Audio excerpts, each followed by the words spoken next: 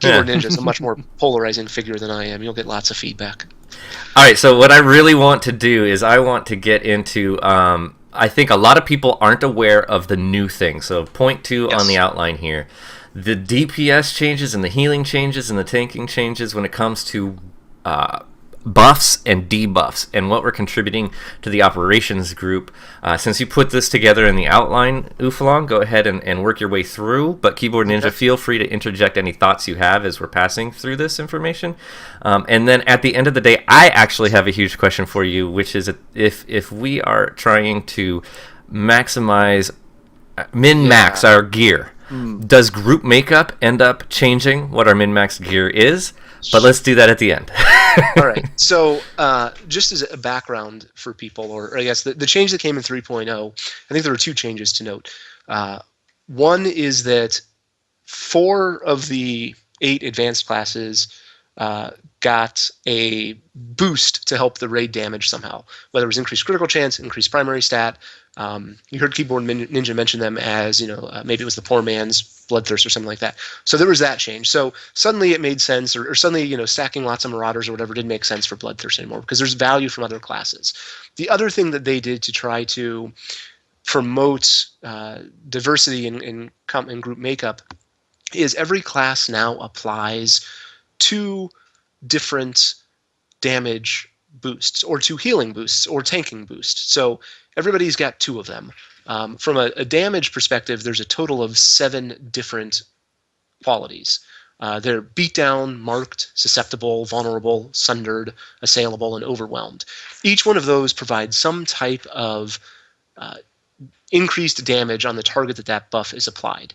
I think the easiest one to draw the parallel is the sundered, which was the name of, I guess, the Juggernaut ability that sundered the target, that reduced the target's armor. Snipers, gunslingers had this previously, and then Arsenal Mercs, I think that's Gunnery Commandos, also provided that. So pre 3.0, there were a couple examples in the game where you could reduce the target's armor. One of those was applied by a tank. Now in 3.0, they've opened that up so more targets can apply this armor crack or this armor break, and no tanks can. It's all DPS that can do this. So now every spec, and it can vary whether you're a Carnage Marauder or you're an Annihilation, you provide different buffs. Can I interject? I'm curious because you have in the notes that 7 disciplines apply the 20% armor rating. How many disciplines applied it before? Because it used to be 3 as a gunslinger, but now it's 1 as a gunslinger. Yeah, so I guess technically there was 1 Merc, 3 gunslinger, or excuse me, yeah, 1 Merc / commando, 3 gunslinger / sniper, and 3 Juggernaut / whatever guardians. Because they could all use that ability. So it was 7. Yeah, it was. Well, I guess it was. So it was the same number. Interesting. I didn't consider that.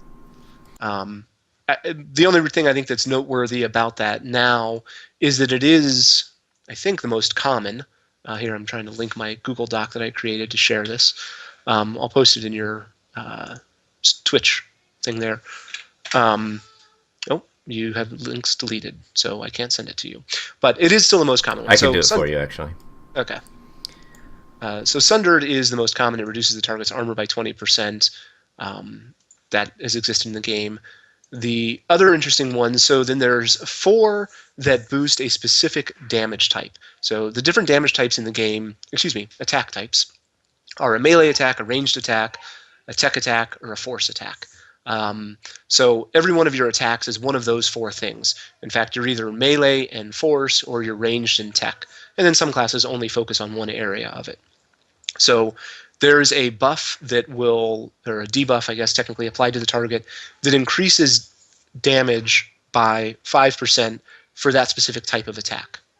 So now we've got those 4 plus our armor debuff that make up some of the 7 here.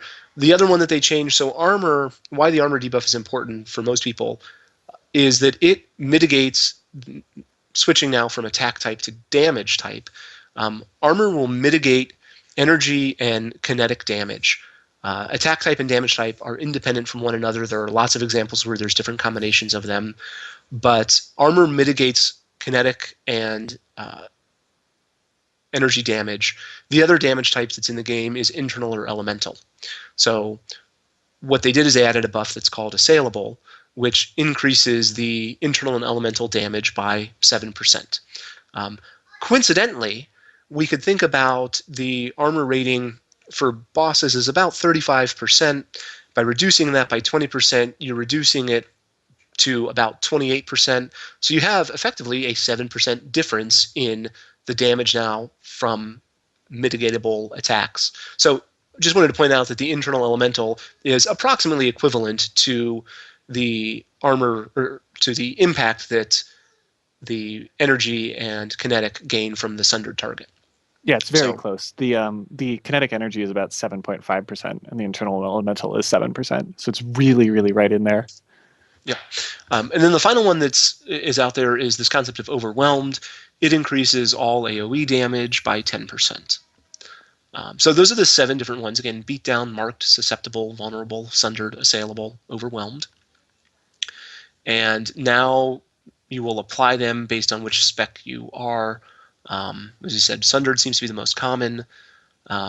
Susceptible, which is invulnerable, which are the force and tech damage, are the least common. But we're talking about 4 different specs versus 7. So there's still great availability for all of these. And it does promote a well-rounded group in the sense that you want to have a group that can provide as many of these as possible. Certainly, I would say that is to an extent. Yeah. There are some optima that are really, really annoying with this buff system. So so for example, because the sages and sorks, for example, don't apply a tech debuff, right?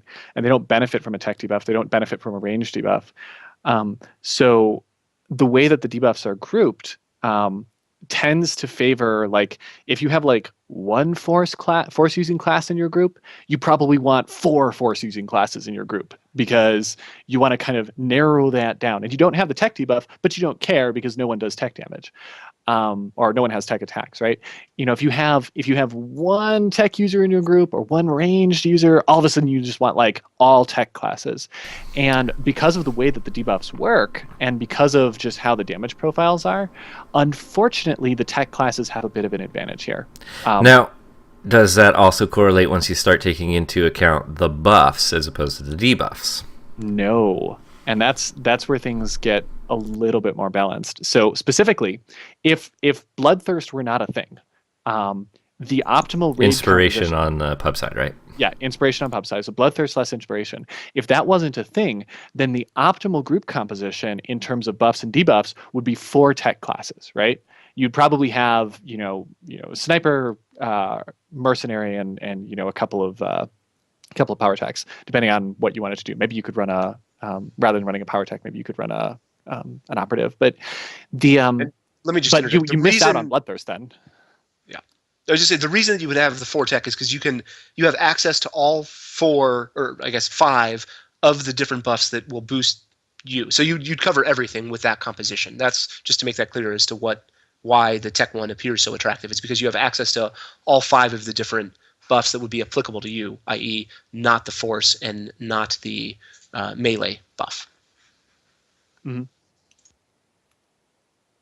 So so there it does promote diversity to an extent. So there's very few self-contained classes. The closest class to being self-contained in terms of providing all of the buffs that it cares about, right? All the debuffs that it cares about.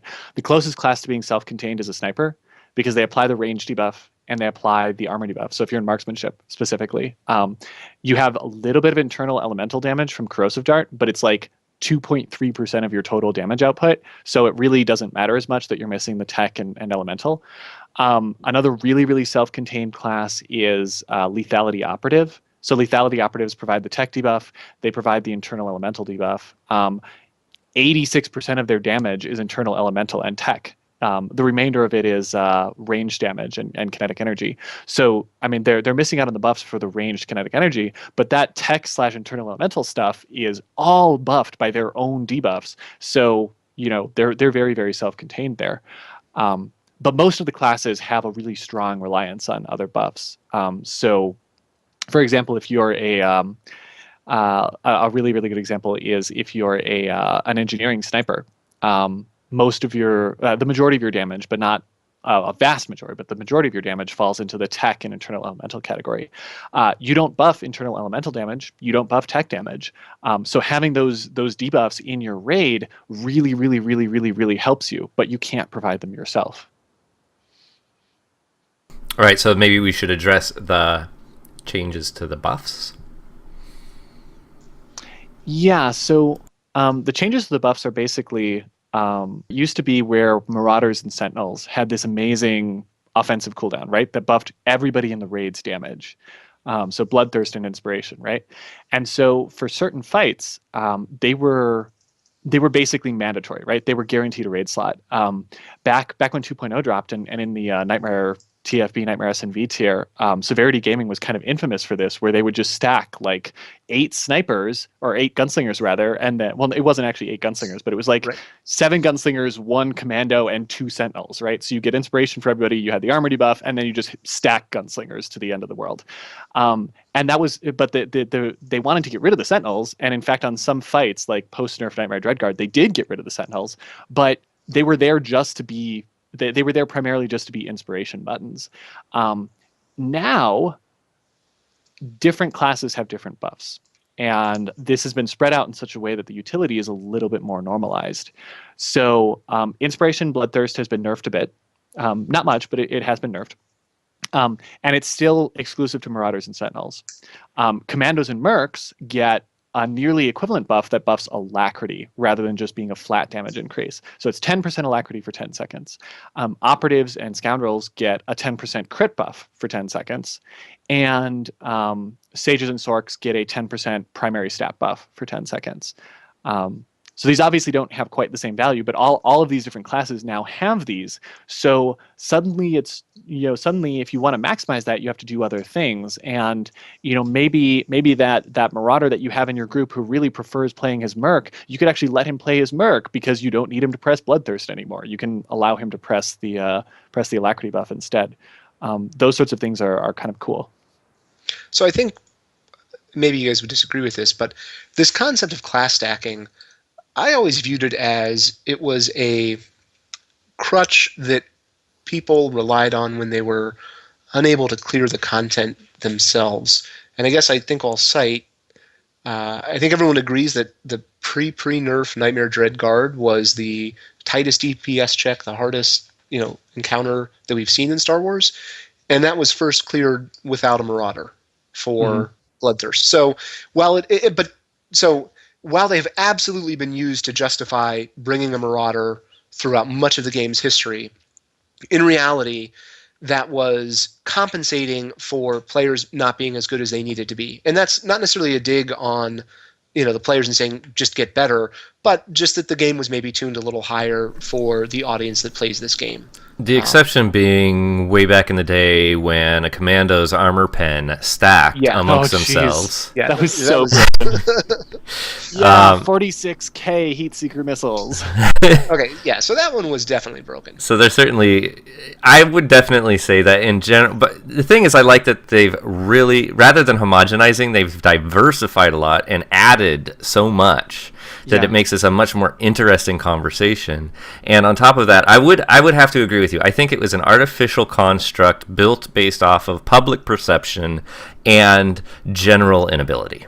Would that be let's a good way to say it? Let's be very, very clear about something, right? The buffs and debuff system, even that we have now, the Bloodthirst mechanic before, the armor debuff, all of those were relatively small percentage increases in what you could do on a fight. Right, like they were magnified by certain things like Phase 2 Council, Final Burn, Brontus, but they were relatively small percentage increases. What is a large percentage increase is how well can you execute? How well do you play your class? Player skill. Like that is the major factor. And so it's an MMO trope, right? Bring the player, not the class, but it is absolutely 100% true. There's some weird stuff in the game right now where bounty hunters are just really, really overprivileged. Zors has a hilarious screenshot of labeled "This is how you clear hard mode Revan," and it's just 8 bounty hunters all pushing hydraulics. because of how hard mode Revan works, that's sort of true. But you could clear hard mode Revan